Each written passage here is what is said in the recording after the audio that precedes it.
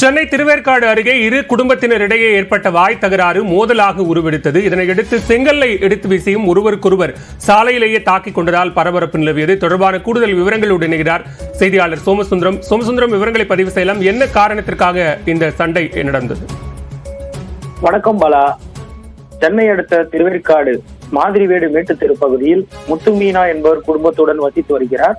அதே போன்று அதே தெருவில் பக்கத்து வீட்டுக்காரரான முனுசாமி என்பவரும் குடும்பத்துடன் வசித்து வரக்கூடிய சூழ்நிலையில் இரு வீட்டாருக்கும் இடையே அடிக்கடி தகராறு ஏற்பட்டு வந்த வண்ணம் இருந்துள்ளது. இந்த நிலையில் இன்று முத்துமீனா வீட்டில் வாடகை இருக்கும் நபர்களை முனுசாமி தரப்பினர் திட்டியதாக கூறப்படுகிறது.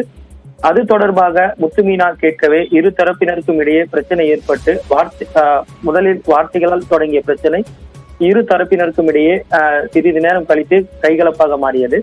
இரு குடும்பத்தினரும் இந்த சண்டையில் மாறி மாறி செங்கல் கற்கள் போன்றவற்றை வைத்து தாக்கி கொண்டதில் முத்துமீனா மற்றும் அவரது உறவினர் பையன் ஒருவருக்கும் அதே போன்று முனுசாமி தரப்பினருக்கும் இரு தரப்பினருக்கும் மண்டை உடைப்பு, வாய் உடைப்பு என கடும் இரத்த காயம் ஏற்பட்டது.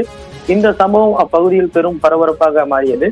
மேலும் பெண்கள் மாற்றி மாற்றி தலைமுடியை பிடித்துக் கொண்டு சண்டையிடக்கூடிய காட்சியும் தற்போது வெளியாகியுள்ளது. அந்த காட்சியை தான் தற்போது பார்த்து வருகிறோம். மேலும் இந்த சண்டையானது அப்பகுதியில் பெரும் பரபரப்பை ஏற்படுத்தியுள்ள நிலையில் இது தொடர்பாக இரு தரப்பினரும் திருவேற்காடு காவல் நிலையத்தில் புகார் அளித்துள்ளனர்.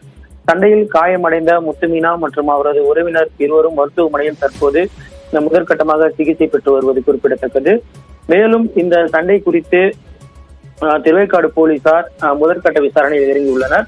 இந்த சண்டையில் செங்கல் கற்களை எடுத்து மாறி மாறி வீசிக்கொள்வதும் தகாத வார்த்தையில் பேசுவதும் போன்ற காட்சிகள் தற்பொழுது வெளியாகி பெரும் பரபரப்பை ஏற்படுத்தியுள்ளது. மேலும் பெண்கள் ஒருவரை தாக்கிக் கொள்ளக்கூடிய காட்சியும் முடிகளை பிடித்து இழுத்து குடிமிடி சண்டை போடக்கூடிய காட்சியும் நம்மால் தற்போது பார்த்து வருகிறோம். பாலா, நன்றி சோமசுந்தரம், விரிவான விவரங்களுக்கு.